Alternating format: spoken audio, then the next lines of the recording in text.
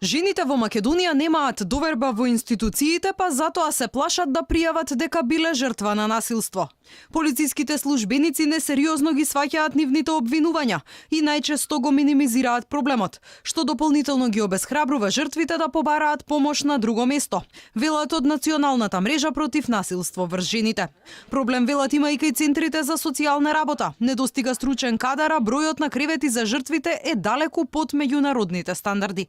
Казна за насилниците нема, па тоа дополнително им дава сила да продолжат со насилното однесување. 4 државни шелтери под раководство на Министерство за труд и социјална политика и 2 раководени од граѓански организации, кои што финансиски се поддржани од Министерството, но вкупниот број на кревети е околу 30 кревети на национално ниво, што е далеку под стандардите кои што ги предвидува Истанбулската конвенција и Советот на Европа. И секако казнувањето на сторителите е на многу незадоволително ниво, дури и во ситуации кога се изрекуваат привремени мерки за забрана за доближување, за вршење семејно насилство и сите оние кои што се во склоп на Законот за семејство, нивната имплементација е навистина незадоволителна, никој не го следи во суштина тоа и што им дава за право на насилниците да продолжат да го прават, знаејќи при тоа дека ќе останат наказнети.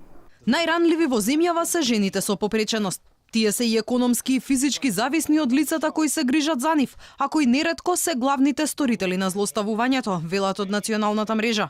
Жените се економски зависни од своите партнери. Се плашат дека ако ги напуштат ќе останат на улица, па затоа молчат и трпат. Оние пак кои побарале помош, неретко му се враќале на насилникот. Може би во одредени ситуации нивното примарно семејство не е во можност да ги прими назад, да речеме, така да напуштањето на насилната средина за нив значи останување на улица.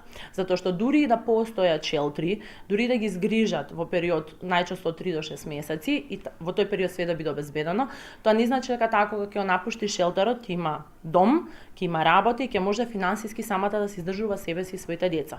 Македонија не располага со статистички податоци колку лица биле жртви на различни форми на насилство. Податоци има само за семејното насилство. Годишно, дури 1200 нови случаи регистрирале институциите. Инаку под мотото "Слушни ме и мене", Македонија денеска го одбележува меѓународниот ден за елиминација на насилството врз жените.